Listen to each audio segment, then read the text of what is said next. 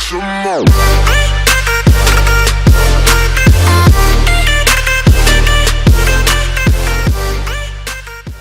Yo, what's going on, people? Izzy Max here, back with the crew. What's going on, guys?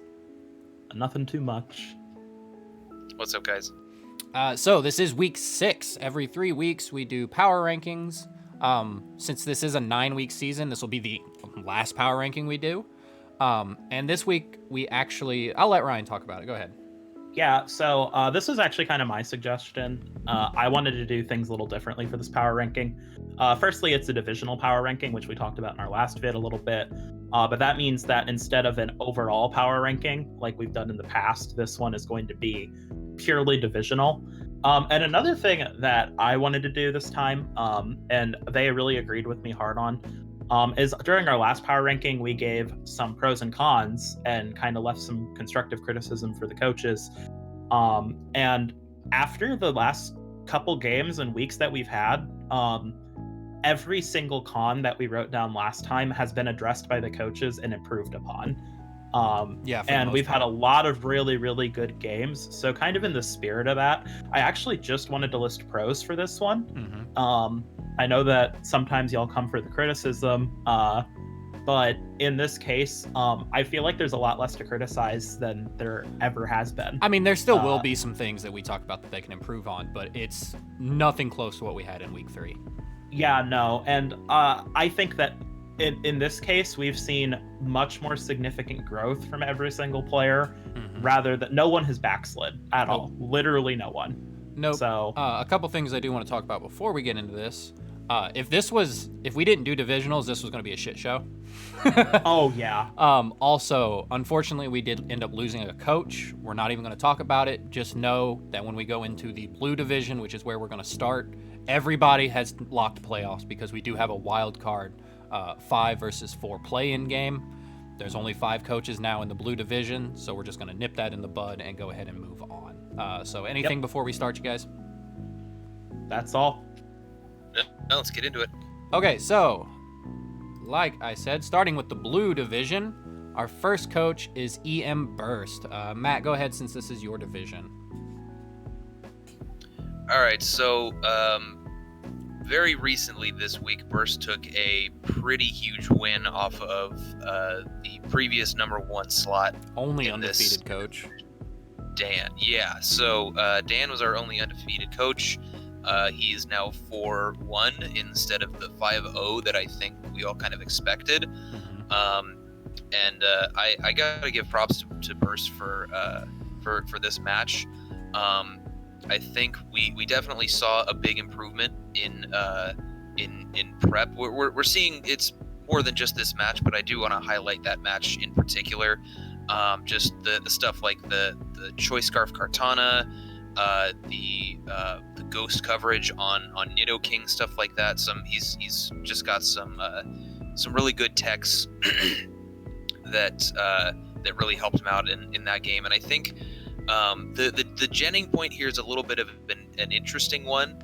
I'm wondering if I'd actually like to hear his feedback on this, but I'm wondering if the genning actually helped give him more time to prep for the match, because as you said, Maxwell, before we started recording, the first match that he ended up beating the undefeated the undefeated guy in our division. So and I don't think that's exactly a coincidence. And yeah, he's got some pretty good knowledge of what his Mons can and should be doing offensively. Like I said, the Scarf Kartana I think was a great bring against Dan, especially after he traded for that Spectrier. It's going to be outspeeding those Space 130s in the Spectrier and Tapu Koko. And he's been Dynamaxing his Nidoking quite a bit, which has been really significant in some of his matches. His match against me didn't go that well for him, but the Dynamax Nidoking was definitely something that I did not expect to come out and gave me a little bit of trouble during the match, and it was especially useful in this last match against Dan as well. So yeah, he clearly has he knows what his offensive mods need to be doing, and he can he's been pulling out some tricks there. I don't think a lot of us are going to expect the Scarf Cartana or the Dynamax Nidoking. So yeah, the Dynamax Nidoking was more of a defensive option, but he knew that he had to do it in order to get what he needed done. So, yeah, big one. Moving down to his transactions, his most recent one, because I think he skipped last week, was dropping the Emolga for Frostlass. He just realized Emolga wasn't doing it for him, and Frostlass does give him some more supportive options, also both physical and special offense, and a little bit more on a speed tier as well. So overall, not really a flashy trade, but like I said, Emolga wasn't doing anything. So for tier 5 trade, I like this one a lot. Burst also did leave a note on this transaction, just saying that Emolga was pretty good until there was a lot of teams with a lot of electric types. So having that decent ice type with those good support moves is going to kind of mess with some people's plans potentially with that nice speed tier. I like this trade overall quite a bit. I'm personally never a big fan of Frostlass, but I'm excited to see him use Frostlass because maybe he can. It does get Poltergeist now, or Poltergeist. Yeah, but it's a special attacker. No, the big thing you can do with it is like it's 80/80 on offenses. You can do. Most of the time, it's like Icy Wind, Destiny Bond. I think it gets Taunt kind of stuff. Yeah. Just an overall, I just think it's an upgrade from Emolga. Matt, what do you think about this trade? I actually really like it. I think Frostlass is kind of underrated as like a fast support Pokemon.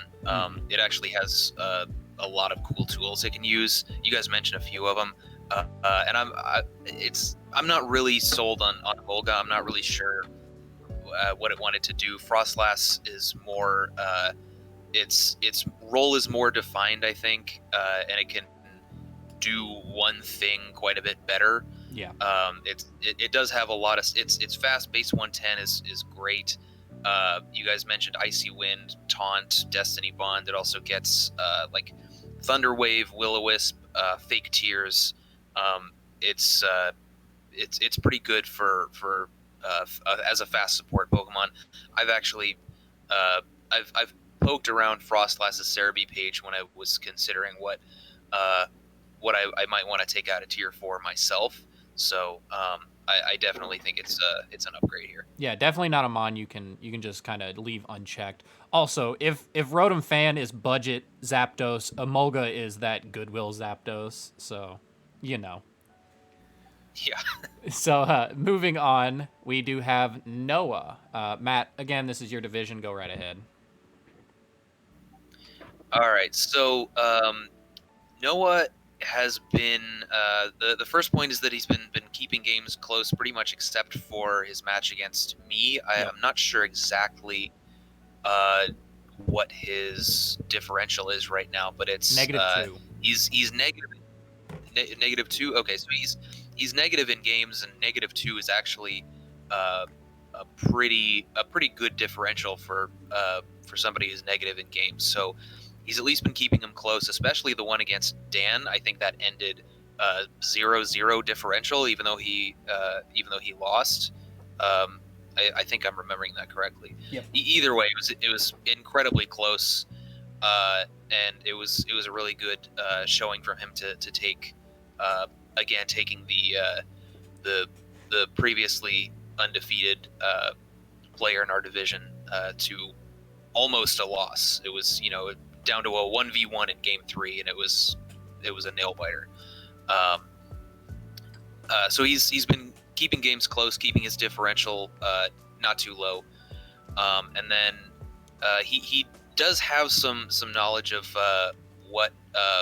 which mons he really needs to be using. Especially, I realized in my prep for him, the Rotom Heat was a really big problem, and it was no accident that he Dynamaxed Rotom Heat in both of our games. It obviously didn't go his way. I think that was mostly due to my prep, but It's just an example of what of his identification of which key mons need to go in a particular game. So, and then this last point, Maxwell, this was one of yours. Yeah. Why don't you take this one? So I know Noah personally, and his metagame knowledge is very much so on point. If you look at his team, it is very much a meta-based team. So there's no doubt in my mind he knows what more popular mons do, like the Metagross, like his Rotom, T-Tar, Galarian Zapdos. He knows what they do and how to use them. That is also kind of a con. Like I said, there will be some constructive criticism here. He is very metagame. And he's even said that himself in the Discord server. Like, he's kind of knocking the dust off for drafting. He's always drafted singles, never really drafted in the VGC format, which kind of shows. Like I said, his team is very meta-based. And one thing, kind of going off this point, I wish I would see more play from his other mons, like the Sylveon and the Salamence. Those are two fantastic mons. I don't know if he just doesn't think they're good in the matchup, but I would like to see some more use out of those mons, and I think they could be very big for some of these games that came kind of down to the wire. Ryan? Yeah, I think they can be really big threats. I know that he brought Salamence once, but it was more of a supportive, intimidate kind of set. But I'm really looking forward to seeing some kind of a Salamence that's similar to those Gyarados that we saw in early 2020, with like one of those Moxie Airstream sweeping sets. Yeah, for sure. I'd really like to see something like that.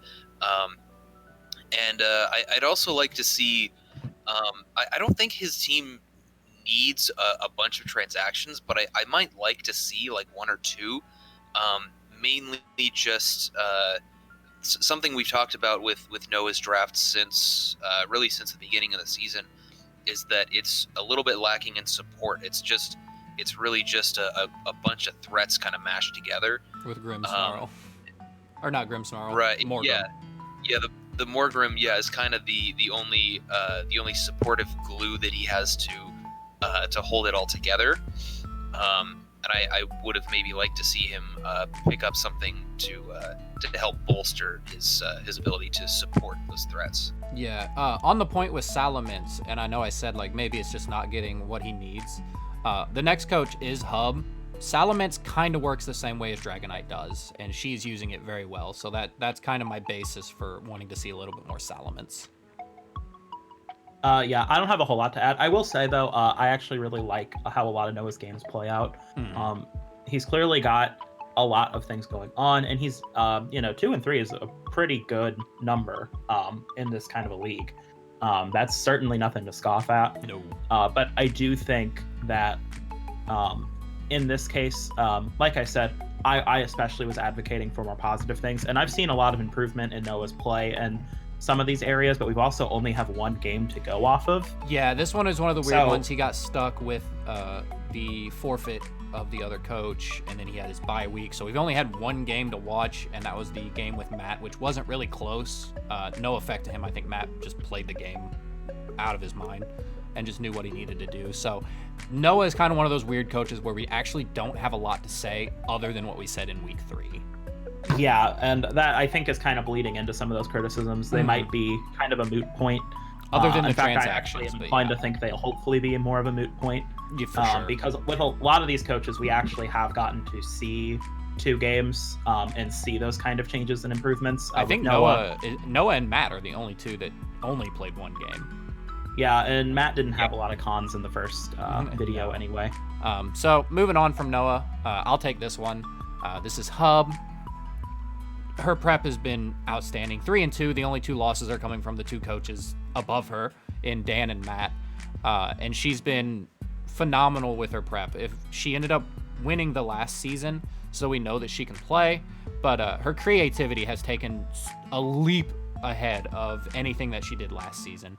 And I think the team is kind of to credit for that. The way her team lays out lets her be a little more creative. The Dynamax usage you see on the screen, that the Dragonite is kind of her signature mon this season. and it has been just doing so much work. And that second point leads into the third one with tech moves. She always knows what she needs on each mon in order to do what she wants, and it has been working very, very well. Even the game against Matt, it was really close. The game against Dan, it was a little unfortunate. She kind of freaked out because one of her mons didn't have a key move in the matchup. And so it kind of fell apart there. But other than that, she's been playing phenomenal, very solid, and really nothing to kind of criticize. Again, no transactions, but she made a lot of her transactions in the beginning of the season.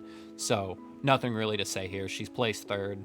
I think it's a solid placement. Her play's been solid. What do you guys got? Nothing really that you haven't said already. Truthfully, I think Hub's done a really nice job this season. Very consistent. And like I think that these points stand. I actually particularly do want to shout out Dynamax usage because I feel like almost every coach in the league has messed up a Dynamax at some point in like kind of like multiple games. Like not just like she had the one against Dan, but like outside of that one against Dan, I have never seen Hub not Dynamax at the right time in the match. Which I think is really hard to do, and I think that that's really commendable. So for sure, Matt. Yeah, and it's I think it's a little bit hard to blame her for the loss against Dan anyway. It wasn't really anything that she did during the battle, because I get that the Jenning issue, not having all of her moves on Cinderace was kind of a setback there, and I also think that the prep and the leads by Dan in that game were just insane. kind of insane. Yeah. So it's not really anything that she did. I don't blame her for losing that. Dan played out of his mind, and she had that unfortunate Jenning error. So for sure. I also want to clarify that this is the first coach where we don't have any transactions here, even though she has made some in the past. Where I don't think we mentioned this before. The transactions that you're seeing on these slides are only from the previous two transactions. Week cycles. 5 and week 6, yeah. Yeah. Because we didn't have them in the last video. Right. Yeah. So that's why you're seeing no transactions here, even though she's made a couple previously. Yep. So moving on. We got Dan. Previously the number 1 slot, kind of dropping down to number 2 a little bit. Matt, go ahead. Yeah, I mean, Dan's he's up close to the top here for very good reason. He's been prepping insanely well. He's very he knows how to use his threats. He knows how to build in versatile ways. I think for example, physical Coco with the Howl on Thievul is really cool. I'm not sure it would have been the best in the match against Burst, but the physical Coco with the Unburdened Thievul against the Venusaur combo from Hub's side was just, oh god, it was so good. It was so cool. No one expects that from a Coco either. Yeah, exactly. And so I think that really shows the versatility of that combo, especially because you can go physical with Howl, or you can go special with Fake Tears. And he's just like, if you told me at the beginning of this season that somebody was going to be using Thievul well enough to have it as their mascot on their power rankings page, and they were going to be one of the top teams, I don't know, I probably wouldn't have believed you. Like that's insane. It's Thievul's what, tier 3? Yep. And it's just, god, it's been putting in so much work, and I don't think anybody expected it, and he brings it a lot, and it does really good stuff a lot. And he's got all kinds of different tech moves. Like I don't think anybody was expecting Howl next to a physical Coco. Nope. The Burning Jealousy in this last game was fantastic. To KO the really Kartana, cool. yeah. Yeah, like great Kartana prep, especially considering how damn fast this Thievul is once it gets that seed. yeah, I think he's been doing very, very well. This last match of his was a little bit tougher. I'm actually sort of wondering if maybe his team isn't as strong as it was with some of the transactions that he's made. But we can get into that as well.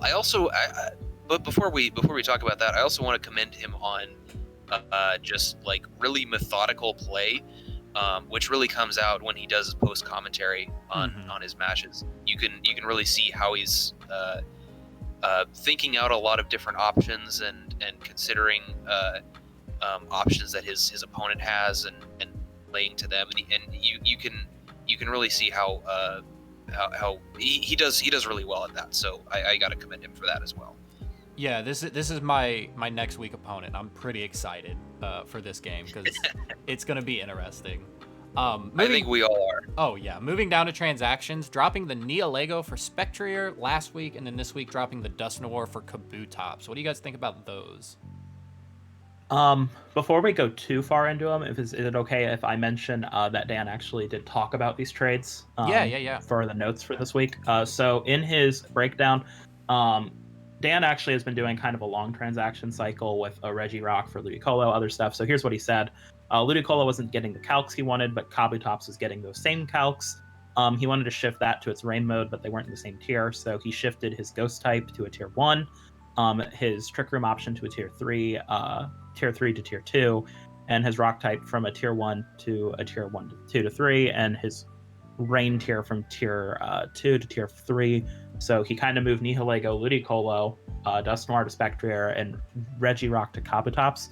And Kabutops was in fact his last switch because he thought it was the least likely mon to get taken, which I think is actually really smart, knowing that no one else has a rain mode and really wants the Kabutops there. So yeah, based on the way he's been making his transactions and stuff, you wouldn't guess that he's new to Draft League, especially in the VGC format. Yeah, me and Ryan know this because we played him in the other league that I was in. He knows his stuff, especially for a newer player, and it really shows in the way he plays preps and just overall carries himself throughout the league.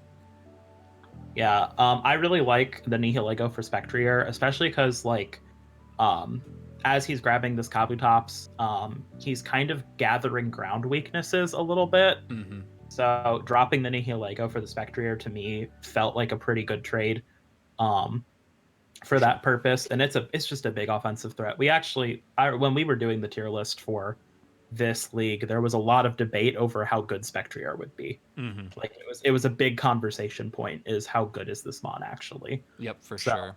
And then yeah, especially go ahead, Matt. Especially in like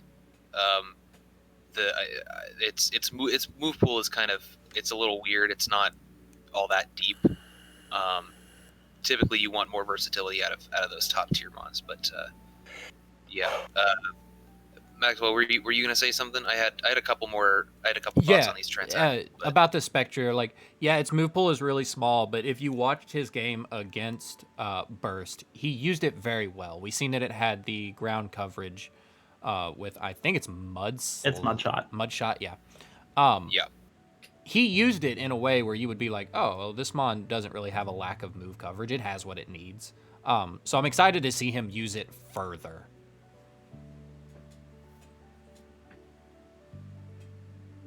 Oh, did we lose Matt? Oh, sorry, you cut out for a second on my end. Oh, no, you're good. Go ahead. What did you need to say? Okay, so I did mention a moment ago that I felt like his team might have been stronger before these transactions. When I say that, I'm not just referring to these two. I'm more referring to the broader set of transactions that he's made so far this season. I'm not 100% sure how the Nihilego for Spectre is going to go. I'm curious to find out, but I think maybe Spectre might be a little bit better, at least in draft, even if it's maybe not that versatile, because it just doesn't have that crazy ground weakness and low defense stat that's kind of easy to prep for in Nihilego. But my main point is that I think that the previous rain modes that he had with the Araquanid and with the Ludicolo, they actually put out a lot more pressure.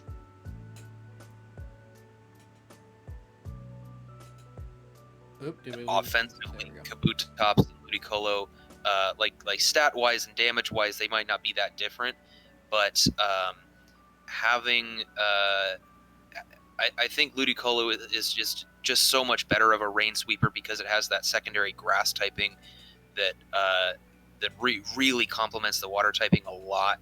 And I think the Kabutops, it's easier to prep for because it has a 4x weakness. It's also susceptible to Intimidate. If you're going to max it, its secondary stab attack is going to override your rain. And then his Trick Room mode is just not nearly as scary without the Araquanid. The potential for Trick Room with the spider in rain is just it's so strong and it's so terrifying. I think that I'm confident he's going to be able to do good stuff with what he has now. But as somebody who prepped for his original team, I can tell you that, at least from my perspective, that was scarier than what we're seeing now. Yeah, also, if you remember back at the beginning, the very beginning of the season, he actually had Kingdra as his rain sweeper and dropped it for the Ludicolo, which I think is honestly better than both Ludi and Kabutops, but he needed to switch up his tiers, so I mean, Kabutops is lower than both the other rain sweepers, so.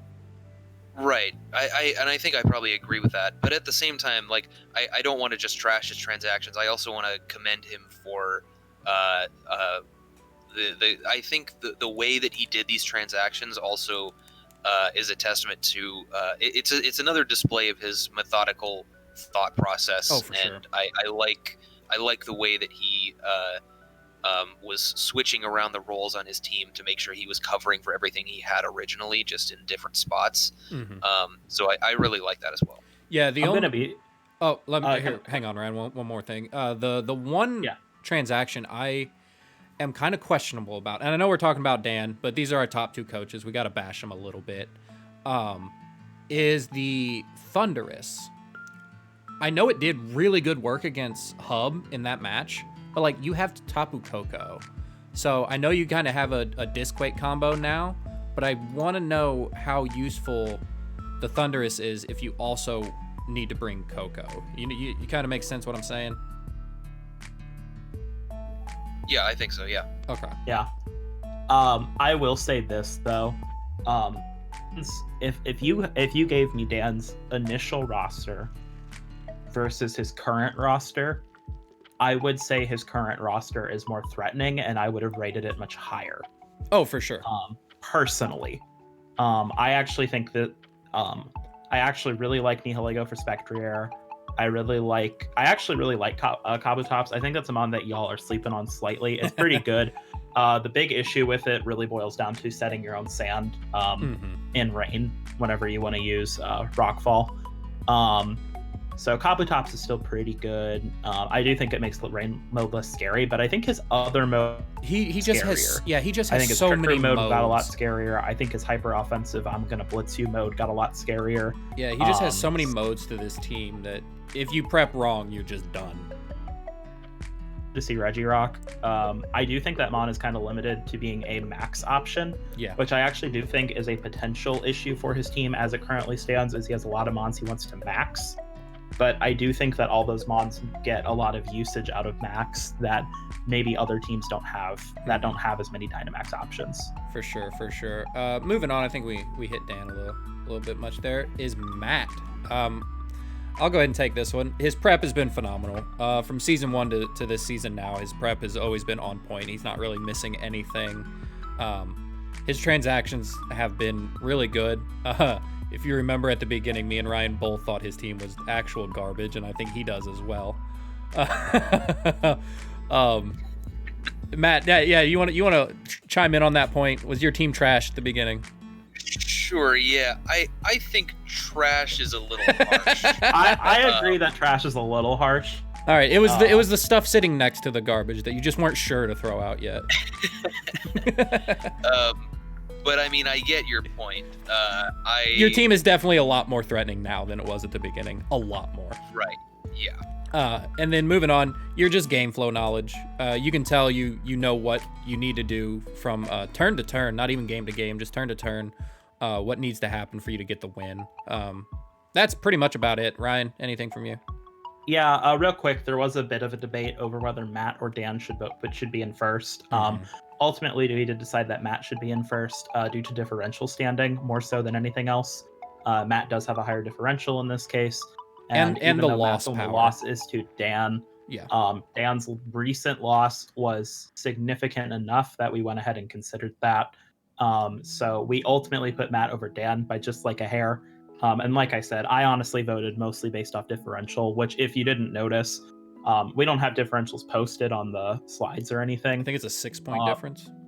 But, well, it's a 6-point difference, but not only that, but if you pay attention to these power rankings, they are pretty much straight differential. Like, the last one, there was a lot of straight differential and win games, basically, compared to last time where there was a lot more subjectivity to it. This one's just pretty objective. Who has wins? What's their diff? They also don't have to. Yeah, they also don't have to compete with me.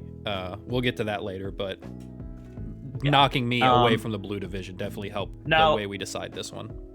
I think Matt's doing really well this season. I really like all his transactions a lot. I think his prep has been great. I think his prep was especially shining during those early days when his team had issues. And I really think his transactions have been good. I think that the flow has been good. So that's really all I have to say on that. The only thing is, yeah, you see Metagross here, but I would almost argue for Barraskewda. That thing has been tearing it up since he picked it up. Yeah, big facts. Matt, anything on yourself? Well, we put Barraskewda here last time in week 3, so I think it got the spotlight enough. I'm one of the coaches that's only played one game since our last power rankings video, and in that game, Metagross was the max option both in both games. So in that set, so although Barraskewda did do very well there as well, it was a really nice cleanup on in that set. But yeah, I think you guys pretty much covered it. I think I felt a little bit limited in what I was able to do with my transactions, but I think I got enough to allow me to do what I need to do. Yeah, dropping the Serena hurt my soul because I know you took that away from me. I love Serena. And then I couldn't pick it up. You can fuck right off with that shit. But dude, other than that, I loved Serena last season. It was honestly one of my late season's MVPs. And to see you drop it, like Hydreigon is arguably better for your squad, but you sniped me on Serena and then kept it all the way to where I couldn't pick it up. Because I definitely would have. Yeah, that was actually intentional. I didn't really want anybody else to have it, so I definitely waited to drop it last. But I knew I was going to drop it for a while. But if you notice, once I dropped the Munchlax for Exeggutor, and then went into my bye week, this was also an intentional part of my drafting plan. I actually had 3 different grass types on my draft going into the bye week, so I wanted that to be the point at which I was overloaded on grass, and then I was going to drop Serena for the Hydreigon, which also allowed everybody else to not pick up Serena. So I would have picked that thing up in a heartbeat. I love Serena. Oh, I know. I actually, personally, I felt it was difficult to use unless I was going to either max it or scarf it. Yes, I'd agree with that from firsthand experience as well. Yep, for sure. Yeah. So moving on, we now have the red division. Also called the Bloodbath division. The Bloodbath. This is crazy. So you'll notice on these slides, there's a little extra thing. If you can see my cursor, we actually have playoffs here, because this is actually a fight for where the playoffs are actually going to go. So leading things off, we have Dark King playoff kind of prediction from us three, he is definitely in the wild card bubble. No one in this division is cut out yet. Morgan or Dark King, I've bounced back, has really improved his adaptability for a best of three format. There at the beginning, of course, you see Gigas and Weezing in the garbage. He dropped that, which greatly improved the way he can play best of threes because he's a little bit more flexible. We going into next season, we'll definitely revisit Gigas Weezing tier wise, but it just pigeonholed him so hard, and he wasn't able to do what he wants or what he's good at, which is being adaptable for a best of three. And then lastly, his support play. If you notice it, we picked his mascot as Umbreon. If he didn't have that Umbreon against Tay, he gets steamrolled. Tay prepped very well. Of course, he kind of made a mistake with the Sableye, but if he did not have Umbreon in that game, I fully believe that he loses that game in a 2-0 fashion with a high diff. So really kudo to him for the way he plays with his support mons.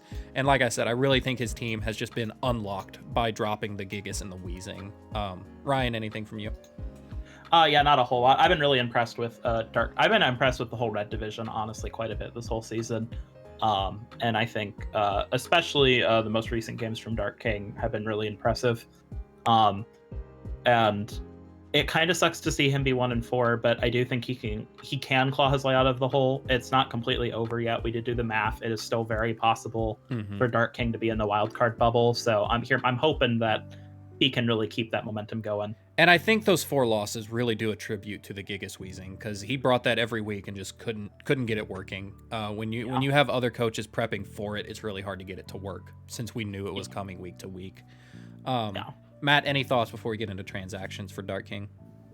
Yeah, I mean, I'd just like to emphasize how much nicer it is to see his draft without the Gigas Weezing, because I think it kind of speaks for itself. He dropped the Gigas Weezing and then immediately picked up his first win. So that was really nice to see, because I think I said this once or twice in previous videos, but starting 0-4 is not an accurate representation of Dark King as a player. No, I mean, he finished second last season, so yeah, God no. Right. So he's our runner-up from season 1. So he was definitely held back by his team quite a bit, and it's good to see him breaking out of that as well.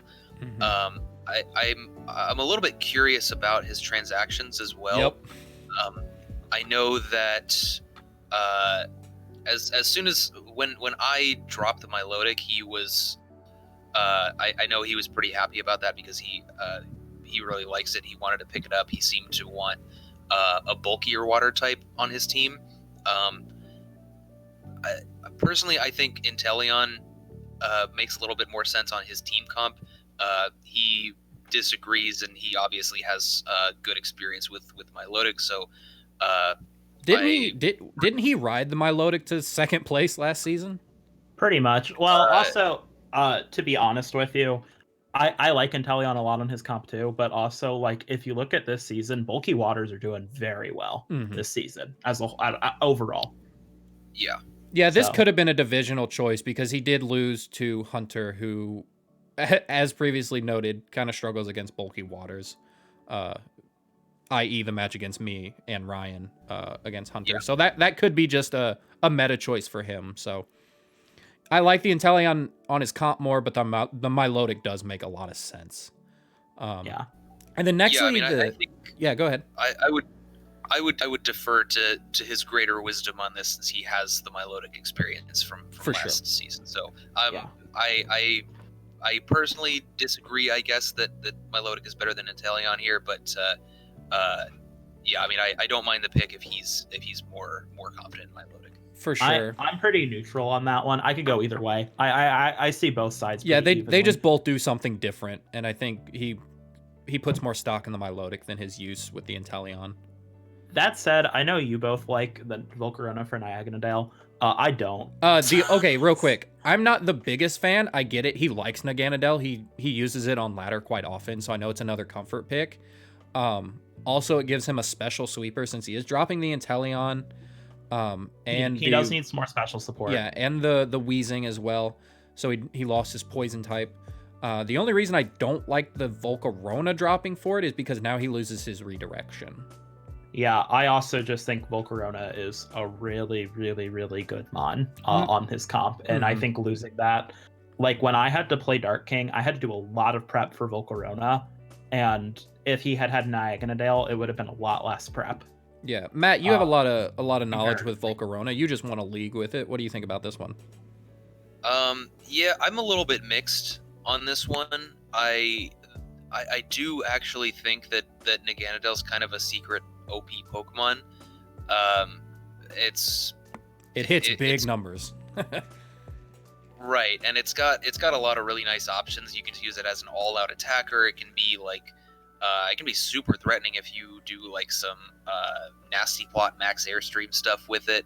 I think having stab poison is also really, really big with not a stab max airstream, but with a decently powerful max airstream. Yeah, it's a really good Dynamax candidate. It's not as bulky as I think you would like, but I think it can do a lot of really good stuff. I do agree with Maxwell's point about dropping redirection. He's the Volcarona can serve as a really powerful special sweeper as well, and it also doubles as a potential redirector. It's a little bit awkward as a redirector because its defensive stats are not all there, at least on the physical side. Right. But Flame Body. Right, yeah, Flame Body definitely helps. Although you have to get hit by that physical attack without the burn first. Yeah.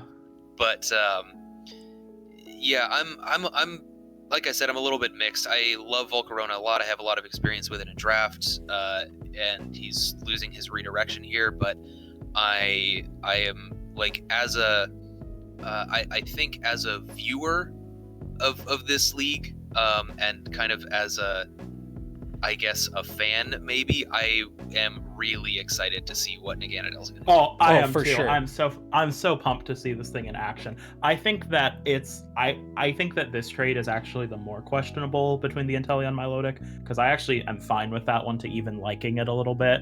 But Volcarona for Niaganadale, like I'm super hyped to see that thing in games. But I'm not sure if it was the right choice. I think the only problem we're having with this is just Volcarona has redirection potential. I think that is really the only problem we have with this. If Volcarona didn't have the Rage Powder, we would not be talking about the same thing. Oh yeah, absolutely. So, and I actually think Volcarona's offensive typing makes it a little bit better of a Dynamax candidate in certain scenarios. A little bit, if that makes sense. Yeah. I do think that it can serve that function a little better. Yep. So, but let's go ahead and move on. We are running kind of short on time. Moving on to Hunter. Go ahead, Ryan. Yeah, so Hunter's done a really good job of knowing his win cons. That's kind of one of the biggest things. That was the first thing I wrote down on the slide for him.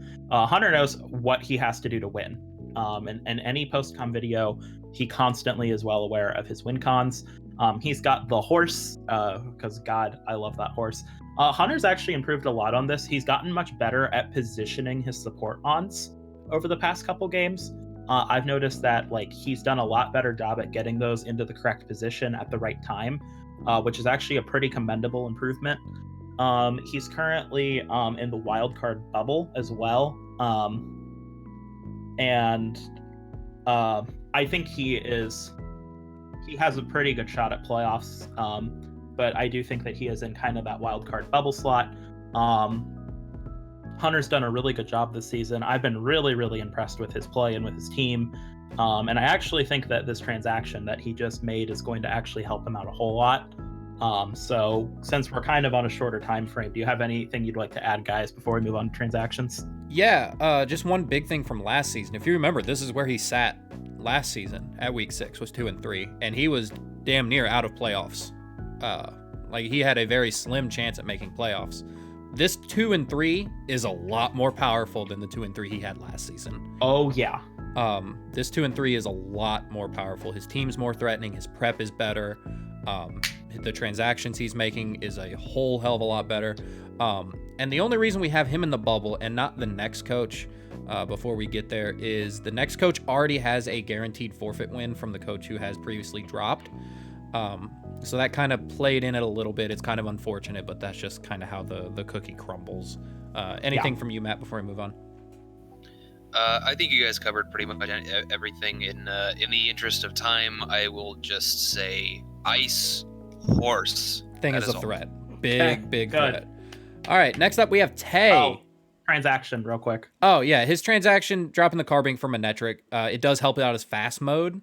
And I think he realized Carbink was more of a best of one type of Pokemon, not really a best of three. And Manectric does give him some more flexibility with the Slowbro.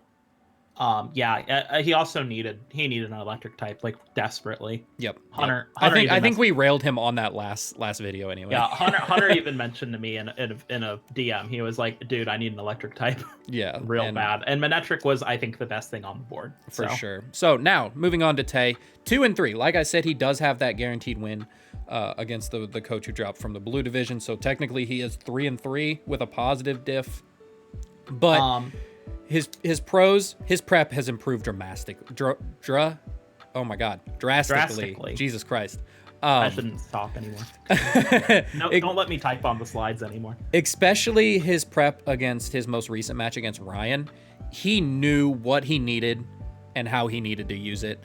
His flowcharty in games have been so good.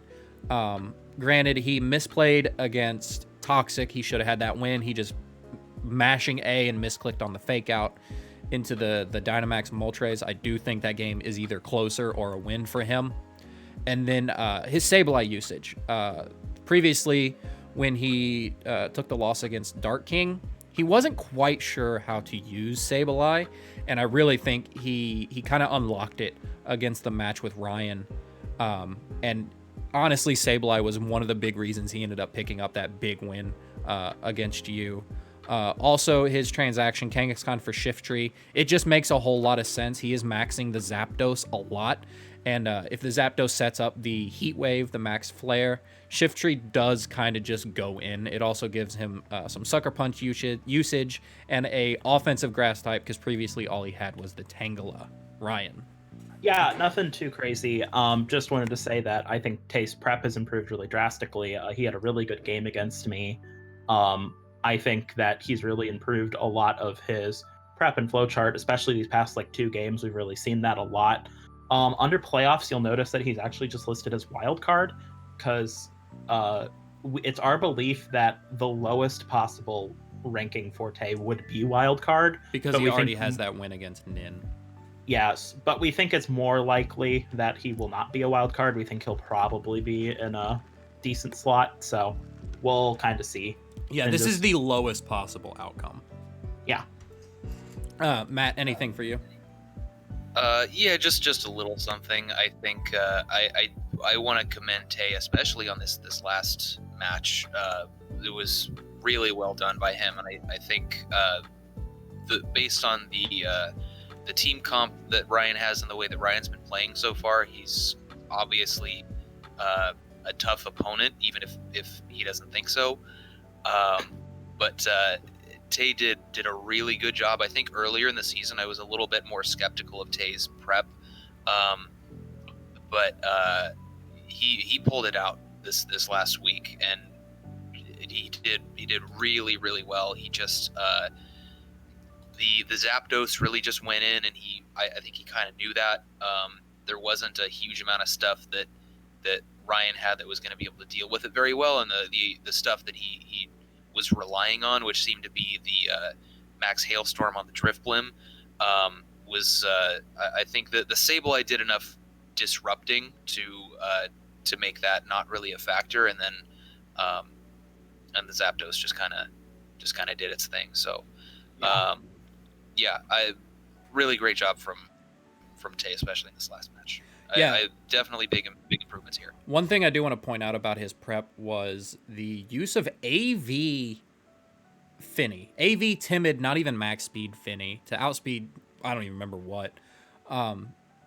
Ryan's team has very good physical threats in the Bulu, especially to counter the Finny. And just saying, hey, deal with it, it really showed that he knew what to do in that match. Yeah, well, especially because it kept my freeze dry from annihilating him, because I actually did that. That was a max offensive Mr. Mime. Mm-hmm. So that freeze dry was supposed to do a lot more than it was. Yep, big prep, big win. Looking forward to what he has in the playoffs. Next up, Ryan, you got Toxic. Yeah, so Toxic. And I think Maxwell mentioned the trade real quick. I like it too. The Kangaskhan Shiftry. I think that's a good trade. I don't have a whole lot more to say on it. I do think Kangaskhan's good though. Moving on. Toxic. So Toxic is currently 3-2. Toxic has had some pretty good improvement on his positioning of his mons, which is something that we kind of got at him for last time, which also kind of factors into the third point here, which is the defensive play. Toxic has really improved that defensive usage of his mons, and I've been really happy with that. The biggest thing he actually has had going for him these past couple games has been big surprise factor. The AV stack attacka and stuff like that is still really cool, especially with the team that we talked about kind of a linearity to it. He's really starting to break out of that mold a bit. Currently, he is ranked 3rd in division. Playoffs are likely for him. And by that, we just mean that he's very likely not to even just be the wildcard slot, but at this point, he's likely to be out of the wildcard slot and just make playoffs in some capacity. So yeah, that's what I really have to say. Huge props to him. He's had some really good games this season and some good prep. What do you guys have to say? So everything spot on. The surprise factor is both a pro and a con for Toxic. Like you said, like the AV stack attacka definitely surprised me. I wasn't expecting AV because I was expecting, Trick Room. And where that surprise factor worked for him, it took game 1, but it kind of struggled once I pivoted into, hey, AV stack attack, I can't handle this. So yeah, surprise factor, super good, but it needs to be fleshed out where it'll work in a best of 3. It definitely is working in a game 1 scenario though. Other than that, super impressed with the way he's playing, especially from last season. Toxic was one of those bubble playoff teams last season. And I really think he has done the work to improve and make sure that he actually makes playoffs this season. Also, his transaction, dropping 1 ground type that really wasn't doing anything other than giving lightning rod support for the Clay Doll, who can do multiple things. I've used Clay Doll in a different league, VGC league, and I actually enjoy Clay Doll. It does give him some more flexibility in both defensive play, surprise factor, and positioning. Yeah. So I really do like that trade. Real quick, he actually did explain this trade, and I'm actually just going to read this off because I actually think he put it well. I traded Rhydon for Claydol because I didn't think I needed the Lightning Rod. Rhydon wasn't hitting calcs, and with a bunch of teams having Intimidate and it having a ton of weaknesses, it wasn't working out. Claydol has better calcs, more support options, a psychic typing that I need, and can carry an item that isn't Eviolite, which I think are all very valid discussion points to have. So I really like this trade. I think it's really good. Matt, do you have anything to add? I think as far as Toxic's play so far, how he's doing, I think you guys pretty much covered everything. I just, based on the difference between Toxic last season and Toxic this season, I just enjoy emphasizing the point that this is a different Toxic, and I like what I'm seeing. Oh, for sure. I'm on the transaction. I'm personally a little bit skeptical. Even if Rhydon wasn't doing a whole lot, maybe it was difficult to bring. I think that the threat of Lightning Rod in prep for your opponents is maybe more valuable than the Clay Doll here. It's also possible that I'm undervaluing the Clay Doll. I've kind of looked at it a little bit in draft. I haven't actually drafted it, but I've at least considered it as an option, and I've just found it incredibly underwhelming, especially offensively. It just has no offense. Well, the one thing that I think is kind of going under the radar here with the Clay Doll is his current Trick Room setters are Comfey, who kind of struggles to set Trick Room based on Toxic's comp, and the Stack Attacka. Clay Doll sets Trick Room relatively well because it is decently bulky. So this does like I said, kind of unlock a little bit more of maybe what he can do with the Stack Attack and Comfey. Yeah, I think this is I like this. Matt, what do you? That's fair. Okay, I was about to say, what do you think your thoughts are on that one? That's kind of why I like the Clade Oliver Rhydon the most. Is just because it gives him a Trick Room setter that isn't those two. Yeah, I think it's fair. Yeah. So moving on, I'll go ahead and talk about Ryan now. Top coach in the Bloodbath division, sitting at 3-2. The 2 losses are to me, who obviously is sitting at 1 in this conference, and then to Tay, who just recently took the win this last week. His use of low tiers, as you see, Mr. Mime Galarian form is on the MVP show light here, and his use of the low tiers have been insanely good. You have the Mr. Mime, you also have the use of the Surfetch, along with his other ones, has just been incredibly huge. His Firewater Grass Core is phenomenal, especially with the Togekiss. If you've watched the recent draft league that me and Ryan are both in now, that Matt runs, we kind of drafted the same Firewater Grass Core for the most part, and it's just really strong. It's hard to prep against, and then your prep has been phenomenal. You know what you need. I think you did kind of miss prep against Tay, but I don't know if I did a little bit. Yeah, I don't know if that is kind of based on what Tay brought and you just didn't expect it, or you just kind of oversighted a little things. But I think it was mostly oversighting little things. I actually also think that I went through a couple iterations of that prep, and I think that I went too far in one direction and should have stuck with the team I had prior. I think that would have gone better for me. Yeah, fair enough. But like I said, not taking away from Tay. Tay played that game phenomenally. No mistakes. Oh, yeah, absolutely. Knew what he needed to do. And yeah, I think he just kind of out-prepped you in this game, and that's kind of what happened. But other than that, Ryan, your prep has been phenomenal. Your play has been great. Your cores are fantastic. And you're just using those low tiers to great success. Matt, anything before we get to Ryan and his transactions?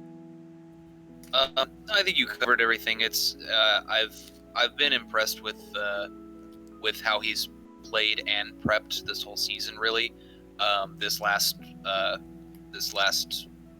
battle being a bit of an anomaly there. I think I think you tend to underestimate yourself a little bit. You're one of the powerhouses of this league. So, and you took my lax, man. I did. I really wanted it. I know you have a bad Trick Room matchup, but did you have to take it? Yeah, because you got rid of it and abandoned it on the street, so I had to give him a home and 8,000 calories a day. Ryan, what do you think about what's going on so far? I think it's fine. I think playoffs are likely for me. We didn't touch on that. I'm in the same boat as Toxic. Yeah, a little bit more likely, but yeah. Yeah, I like my transactions so far. I don't know if you guys have any thoughts on those. They just weren't really doing anything for you. Statlan and Drudagon. Statlan was very situational, and the situations you needed it for, I don't think exist in our division. No, it didn't work. And then Drudagon is not as slow as you need it to be. So the Munchlax makes a whole lot of sense because you do struggle. 5 speed. Yeah, you do struggle in Trick Room, and I really like Tyrantrum. I'm a Tyrantrum fan. So, yeah. I'm really excited to see what Tyrantrum does too. And frankly, this might be a little bit harsh, but I think Drudagon is kind of trash. I don't disagree. I was planning on dropping it since I drafted it. But you waited to the last transaction period. Look, I wasn't sure what I wanted in exchange for it, and I've undergone quite a few team changes. Also, Ryan knows if he dropped it a week prior, I was going to pick it up because I did need a dragon type. Yeah, he needed a dragon type, so I was holding off. Yep, and he knew that, and it was fine. Like we talked about it. He pretty much said, "Nah, I'm going to drop it so you don't have it," which whatever. So yeah, that's pretty much it. Ryan, a powerhouse of this league. Kind of underestimating yourself, and then go ahead for myself. Yeah, so Maxwell's last on our list. He is number 1 for the red division. He has actually locked playoffs. He is the only player in the red division to have locked. He is because I also get a ghost win from the dropped coach as well. Yeah, so he has locked playoffs. So just some things that we liked. Diversity of play.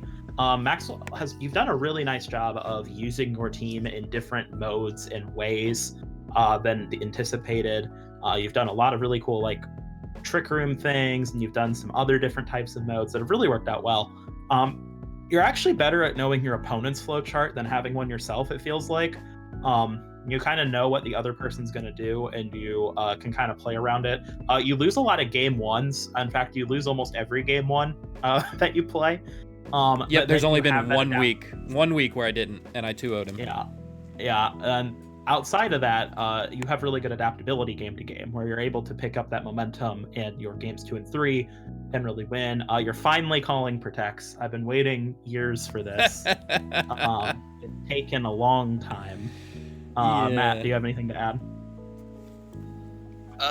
Not really. I do kind of want to emphasize the adaptability, because I think that's been one of my favorite things to see from your matches so far. We've seen two really significant examples of this, especially in your Dynamax choices. When you played against Hunter, you lost game 1 with the Dynamax Colossal.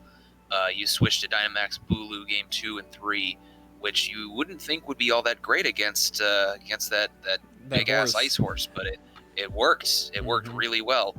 It won you those games, and then against Toxic, the Dynamax Frostmoth didn't do quite so well game 1, and then you max Blastoise in the game, the remaining 2 games, and won off of that. So that's been one of my favorite things to see out of your matches. And I love that you don't have Shedinja anymore, because goddamn, that's annoying. Yeah, okay, real quick. I only picked it up for the match against Hunter. That is literally the only reason I picked it up, and I kind of want to use Turtonator. Yeah, it's a cool mod. I hate Turtonator because I used it in the singles league, and it promptly lost me 2 matches, and I wanted to die. But I haven't seen it a whole lot in doubles, and I'm kind of excited to see you use it. And I prefer it to Shedinja because I hate playing Shedinja. So yeah. Well, yeah, this is my talk now, I guess.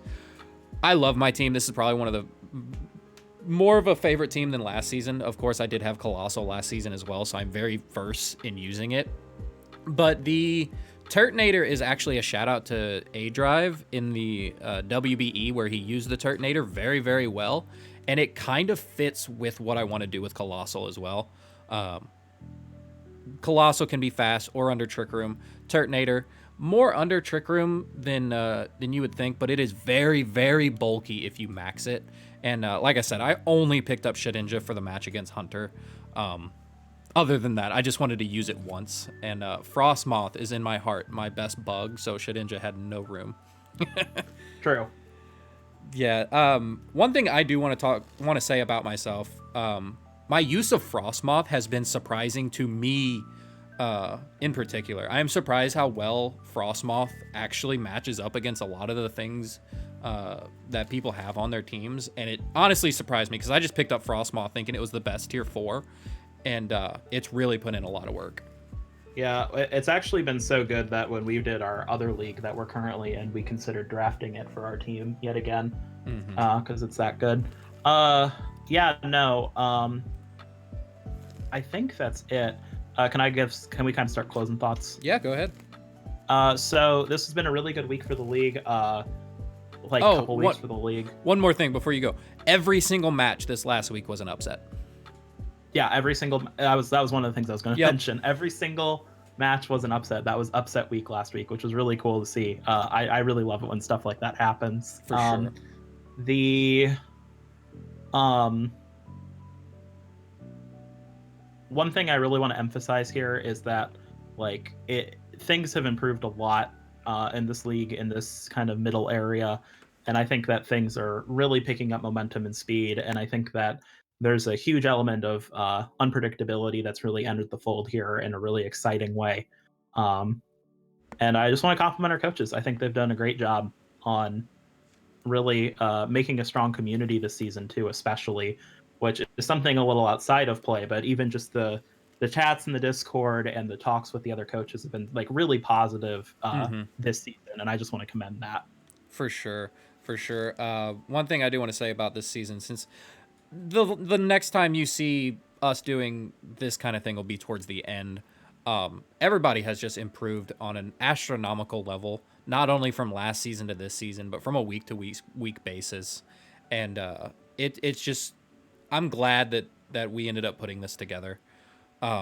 Also, nobody is set where they're at. Like last season, during these week 6 power rankings, we pretty much knew where everybody was going to sit when it came down to the end of the season. There is still so much room for people to move up and down in standings. Like, yeah, the blue division is set. Nobody is set where they're at, though, which is fantastic.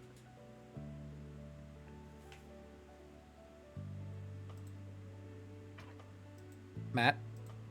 Matt? Oh, sorry. Can you guys hear me? Yeah. Okay. Yeah, I don't really have I don't really have any closing thoughts other than that. Just I agree with what you guys have said. It's an even more competitive league now than it was last season. We've got a great group. I'm enjoying it, and I'm looking forward to dipping into red division in the coming weeks. Cross divisional. Yep. I'm not excited. Yeah. Yep. So the next 3 games for everybody who isn't in the league and just watching for their own enjoyment is completely cross division. So the Blue Wave gets to dip into the bloodbath, and we'll see how that all goes. So yeah, I think that's it. And without further ado, we'll see you in the next one. Peace.